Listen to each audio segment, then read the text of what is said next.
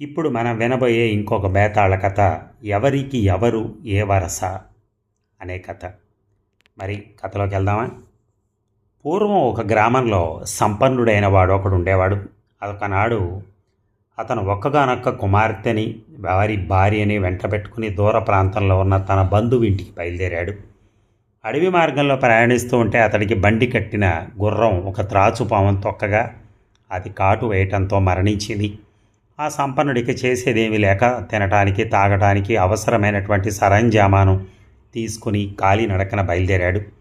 కొంత దూరం పోయిన తర్వాత గుర్రాల సకిలింపులు విన్న ఆ వర్తకుడు భార్య కూతురుతో, ఇది అడవి ప్రాంతం, ఇక్కడ దొంగల భయం ఉంటుందని విన్నాను. మరి ఆ వచ్చేది మంచివాళ్ళో దొంగవాళ్ళో మనకు తెలియదు, కాబట్టి ముందు మీరు పోయి దాక్కోండి. మంచివారైతే నేను సాయం కోరి మిమ్మల్ని పిలుస్తాను, దొంగలైతే నా దగ్గర ఉన్నవి దోచుకుపోతారు, మీరు మాత్రం తొందరపడి బయటికి రావద్దు అన్నాడు. మరి తరువాయి భాగం కొంతసేపు